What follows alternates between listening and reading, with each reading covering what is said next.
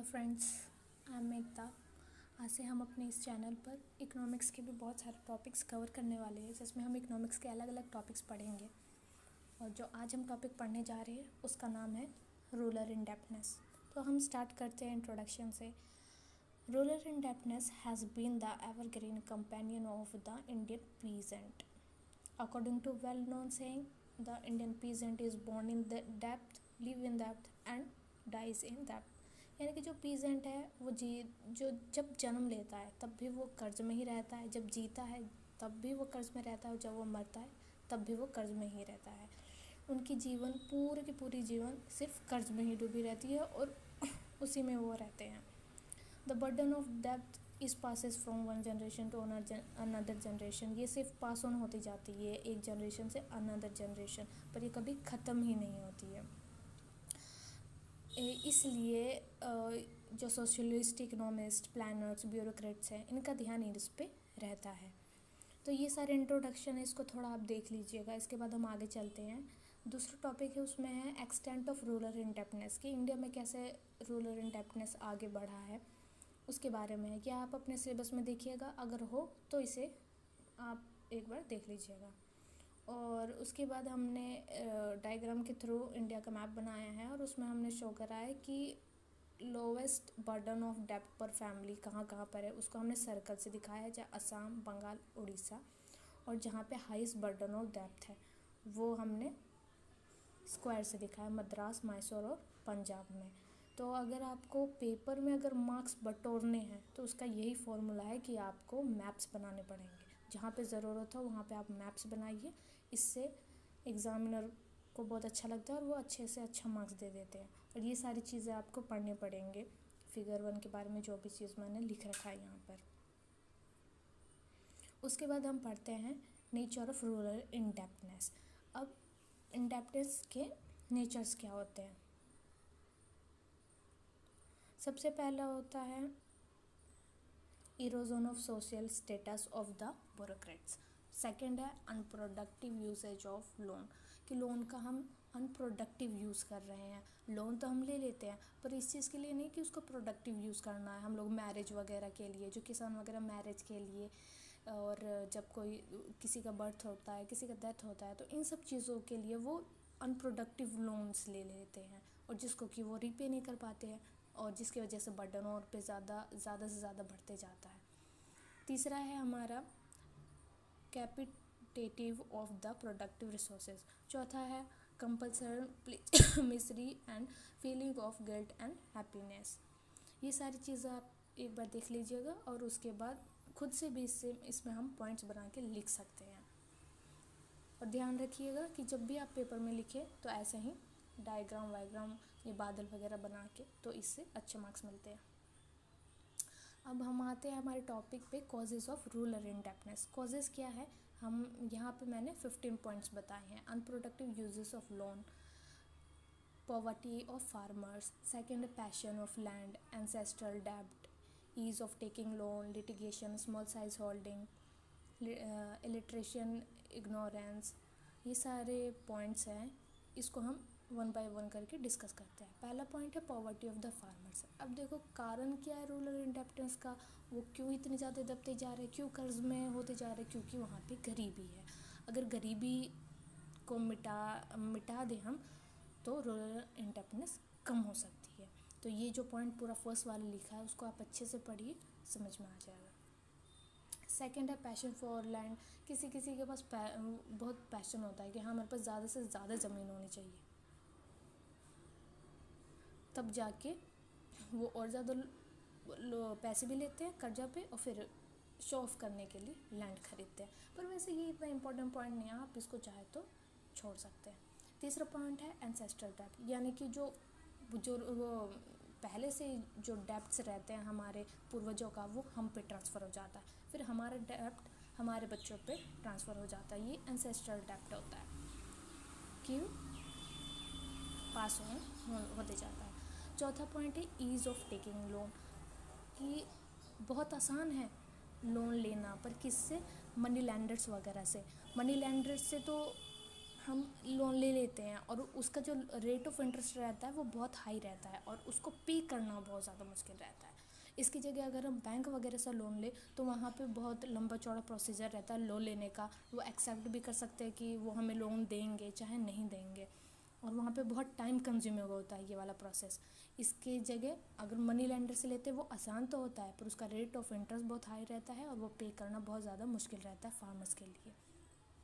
पाँचवा पॉइंट है litigation. Litigation is another cause of rural indebtedness, जिसकी वजह से बहुत सारे कोर्ट कचहरी वगैरह में भी जाना पड़ जाता है। बहुत सारे केसेस वगैरह होते हैं तो वो आपस में फिर जो फार्मर्स होते हैं अगर उनके बीच में कुछ झगड़ा हो गया कि तुमने मेरे ज़्यादा ज़मीन लिया, ये करा वो करा, मतलब इनके आपस का झगड़ा, तो फिर कोर्ट कचहरी के चक्कर काटने पड़ जाते हैं। तो उसमें भी पैसे बहुत वेस्ट होते हैं, जिसके उसको जीतने के लिए वो फिर से लोन लेते हैं, फिर उसके बाद केस लड़ते हैं, फिर और ज़्यादा रूरल इंडेप्टनेस में ये बढ़ोतरी होती है।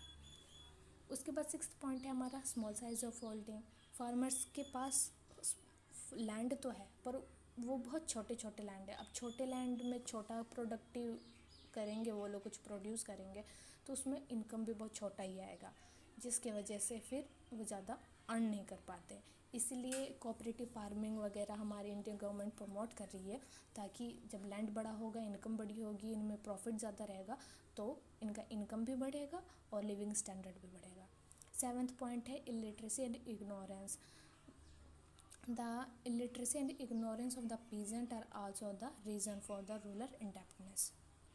अब एट्थ पॉइंट है हमारा एक्स्ट्रावेजेंट एक्सपेंडिचर। अब ये लोग ज़्यादा एक्सपेंडिचर कर देते हैं किस चीज़ पे, जैसे कि मैरिज पे, बर्थ पे, डेथ पे, इन सारी चीज़ों पे ज़्यादा एक्सपेंडिचर कर देते हैं। और वो भी किससे करेंगे, पहले लोन लेंगे फिर उसके बाद एक्सपेंडिचर करेंगे, और उस पर लोन का रेट ऑफ इंटरेस्ट ज़्यादा रहेगा, उनको पे ज़्यादा करना पड़ेगा, पर इनकम तो है नहीं तो पे कहाँ से करेंगे, तो फिर से वो और ज़्यादा इंडेप्टनेस में डूब जाते हैं। Malpractices of the money lender. अब देखो क्या है नौवां पॉइंट हमारा कि उसमें जो मनी लैंडर्स होते हैं वो बहुत गलत तरीके से लोन देते हैं। उनको उसका रेट ऑफ इंटरेस्ट बहुत ज़्यादा रहता है, 40 to 60% रहता है, जो कि पे करना बहुत ज़्यादा मुश्किल रहता है। They have also been found keeping false account. और ये लोग क्या करते हैं, फॉल्स अकाउंट भी बना लेते हैं, जिसमें कि अगर मान लीजिए अगर किसी किसान ने 10,000 रुपये लिए तो वो ना बढ़ा के उसे 15,000 कर देंगे, झूठ झूठ उस अकाउंट में लिख देंगे अमाउंट, और उसके बाद वो फार्मर्स को पे करनी ही पड़ेगी। तीसरा पॉइंट हो जाएगा they have been purchasing the crops of the farmer at very low prices. बहुत लो प्राइसेस पे फार्मर्स के प्रोडक्ट्स को खरीदते हैं वो लोग। और इसमें चौथा पॉइंट है व्हेन द फार्मर डेब्ट has accumulated to a sufficient amount they take away the land of the borrowers. अब 10th पॉइंट हम पढ़ते हैं हाई रेट ऑफ इंटरेस्ट। जैसा कि पहले हम ये डिस्कस कर चुके हैं कि मनी लैंडर जो होते हैं गांव के वो बहुत high rate of interest charges करते हैं फार्मर से, जो कि उन्हें पे करने में बहुत मुश्किल होती है। 11th पॉइंट है pools of high standard of living. ठीक है, sometime high standard of living constitute the cause of indebtedness. अब 12th पॉइंट है एडिक्शन टू ड्रिंकिंग। अब ये भी बहुत ज़्यादा देखा जाता है कि फार्मर्स या फिर जो लेबर्स वगैरह वर्कर्स वगैरह होते हैं वो एडिक्ट होते हैं ड्रिंकिंग वगैरह की, स्मोकिंग के, तो इस चीज़ के लिए भी वो फिर से लोन लेंगे और उसके बाद कर्ज में डूबे रहेंगे। 13 पॉइंट है excessive burden of land revenue and rent. During the British rule, the land revenue was fixed high, so the farmer were not able to pay in time, hence they were forced to borrow. Okay. अब 14th point है inflation, कि inflation lead to increase in the prices of good, which lead to borrow money from money lenders, and this cause increase in debt of the farmers. 15th point है हमारा inadequate infrastructure facility and institutions. अब देखिए अगर farmers के पास production अच्छी हुई है और अगर वो उसको बाहर कहीं शहर में बेचना चाहे, पर कमी कहाँ आ जाती है कि इंफ्रास्ट्रक्चर ही अच्छा नहीं है, रोड वगैरह ही नहीं है, पावर, इलेक्ट्रिसिटी, ये सारी चीज़ें की कमी है, और रोड नहीं है अच्छा तो इसलिए वो अपने प्रोडक्ट्स को शहर तक पहुंचा नहीं पाते हैं सही टाइम पर, जिसकी वजह से उन्हें उसी प्रोडक्ट को अपने गांव में ही बेचना पड़ता है, वो भी कम रेट पे, तो उससे उनको मुनाफा ज़्यादा नहीं हो पाता है। अब इसके बाद नेक्स्ट टॉपिक है हमारा इफ़ेक्ट और कंसिक्वेंसेस ऑफ रूरल इंडेपेंडेंस, कि उसका रूरल इंडेपेंडेंस है उसका परिणाम क्या होता है। तो इसके परिणाम हम 3 इफ़ेक्ट्स में देखते हैं। पहला है हमारा इकोनॉमिक इफ़ेक्ट, दूसरा है पॉलिटिकल इफ़ेक्ट और तीसरा है सोशल एंड मॉरल इफ़ेक्ट। इनके पॉइंट्स मैंने लिख दिए हैं, आप इसको थोड़ा ध्यान से पढ़िएगा। अब पहला इफ़ेक्ट देख लेते हैं, लैंडलेस लेबरर, कि इनके पास बहुत कम लैंड वगैरह होती है। सेकंड पॉइंट हमारा मोरल डिग्रेडेशन। थर्ड पॉइंट है एक्सप्लॉयटेशन ऑफ एग्रीकल्चरल लेबरर। ये सारी इजी पॉइंट्स है, एक बार आप इसको पढ़ के देखिएगा। अगर कोई डाउट हो तो मुझे कमेंट में बताइएगा, मैं इसको और अच्छे से फिर एक्सप्लेन कर दूँगी। और तीसरे पॉइंट में जो हमने बताया एक्सप्लॉयटेशन ऑफ एग्रीकल्चर लेबरर, तो फिर हमें ये भी डायग्राम के थ्रू हम दिखा सकते हैं कि कौन सा ऐसा एरिया है जहाँ पे ज़्यादा लेबर एक्सप्लॉयट होते हैं, जैसे कि बिहार, उड़ीसा, आंध्र प्रदेश एक्सेट्रा। इसको मैप के थ्रू दिखा के अच्छे से अच्छा नंबर लिया जा सकता है। फोर्थ पॉइंट है political freedom of independent farmers is processed. Fifth point, from the psychological angle we observe that the borrower are always a frustrated lot, they always remain in the grip of the worried and tension. Okay, sixth point है deterioration of agriculture and seventh point है low standard of health। तो ये सारे बहुत easy point है, इसे आप खुद से भी पढ़ सकते हैं, एक बार आप इसे पढ़ लीजिएगा। अब इसके बाद हम पढ़ते हैं कि मेजर्स और सॉल्यूशंस ऑफ इरेडिकेटिंग इंडेपेंडेंस, की इंडेपेंडेंस को कैसे सॉल्व करा जाए, इसके मेजर्स क्या हैं। ठीक है, तो इसका पहला मेजर है removal the need of for borrowing, कि जो फार्मर्स बोरो कर रहे हैं, जिस वजह से कर रहे हैं उस वजह को ही ख़त्म कर दिया जाए। सेकंड है नेशनलाइजेशन ऑफ कमर्शियल बैंक, कि कमर्शियल बैंक को नेशनलाइज किया जाए। तीसरा है रीजनल रूरल बैंक, जिसको हम शॉर्ट फॉर्म में RRB भी कहते हैं। फोर्थ पॉइंट है 20 पॉइंट इकोनॉमिक प्रोग्राम। फिफ्थ है cooperative credit institution and sixth method है report of the Shivaram committee, इस कमेटी के बारे में हम आगे पढ़ेंगे। एंड सेवन्थ पॉइंट है नबार्ड, जिसको कि हम कहते हैं national bank for agriculture and rural development. ठीक है, और हम इसके और भी पॉइंट्स है, जैसे ease of taking loan from bank, bank से जो हम लोन लेते हैं उसको ईजी कर दिया जाए, जिससे कि फार्मर्स प्रमोट होंगे और बैंक से लोन लेंगे तो उन्हें loan low rate of interest पे मिल जाएगा, जिसको कि वो इजीली पे भी कर सकते हैं। सेकंड इसमें पॉइंट है productive use of loan, loan का प्रोडक्टिव यूज़ हो, मतलब कि वो मशीनरीज खरीदें और अपने फर्टिलाइज़र पे पेस्टिसाइड्स एक्सेट्रा ये सारी चीज़ें खरीदें, ना कि वो अपने लोन के अमाउंट को शादी ब्याह वगैरह इन सारे अनयूज़फुल थिंग्स पे खर्च करें। और तीसरा पॉइंट है गवर्नमेंट स्कीम्स बहुत सारी हैं जो कि गवर्नमेंट चला रही है, वो सारी स्कीम्स को हमें फॉलो करना चाहिए। चौथा पॉइंट है restriction of money lenders to give loan, कि मनी लैंडर जो ऐसे अनऑथराइज तरीके से लोन प्रोवाइड करते हैं, high rate of interest charge करते हैं, तो उन पे रिस्ट्रिक्शंस लग जाए। और फिफ्थ पॉइंट है एजुकेटिंग फार्मर्स, कि फार्मर्स को एजुकेट करा जाए कि उनके लिए कौन सा लोन बेस्ट है वो लो, और मनी लैंडर से नहीं लो, सिर्फ बैंक से लो। गवर्नमेंट के इतने सारे रूल रेगुलेशन हैं, इतने सारे स्कीम्स हैं, उनको फॉलो करो। ठीक है, यही सारे पॉइंट्स इनमें लिखे हुए हैं। जैसे कि इसमें फर्स्ट पॉइंट है removing the need for borrowing, कि बोरोविंग का जो नीड है वो हटा देना चाहिए। सेकंड है nationalisation of commercial bank, commercial bank को हम नेशनलाइज कर दें। थर्ड है हमारा regional rural bank, regional rural bank have been established since 1975 as a new source of finance in the rural areas. आगे के पॉइंट्स बहुत इजी है, एक बार आप पढ़ के देखिए। फोर्थ है 20 पॉइंट इकोनॉमिक प्रोग्राम। फिफ्थ है हमारा कोऑपरेटिव क्रेडिट इंस्टीट्यूशंस। सिक्स्थ है रिपोर्ट ऑफ शिवरामन कमेटी, जिस उस कमेटी में ये कहा गया था कि consumption loan for marriage, birth and death, religious, ये सारे जो चीज़ों पे एक्सपेंड कर रहे हैं फार्मर्स, उसको कम कर दिया जाए। And nationalised bank to small farmers landless labourers and artisans. B है इसका पॉइंट हमारा, banks and cooperative should provide similar loan to marginal farmers. And इसका सी पॉइंट है, scheme should be devised to enable this classes of people to return this loans. Seventh है हमारा, national bank for agriculture and rural development, जिसको कि नाबार्ड कहते हैं। इसके बारे में भी आप पढ़ लीजिएगा, बहुत इजी पॉइंट्स है जो कि ईजिली समझ में आ जाएंगे। उसके बाद हम सजेशंस फिर से हैं तो ये एक बार पढ़ लेते हैं। जैसे कि first suggestion, measure should be device for cancelled all debts. जो ऑल डेब्ट्स होते हैं फार्मर्स के, उसको हटा दिया जाए, माफ़ कर दिया जाए, ताकि वो डेब्ट फ्री हो जाए और विदाउट टेंशन वो अपना काम करे और प्रोडक्टिवली तरीके से वो विदाउट टेंशन अपना प्रोडक्शन कर सके। Second, measures should be adopted for limiting fresh borrowings.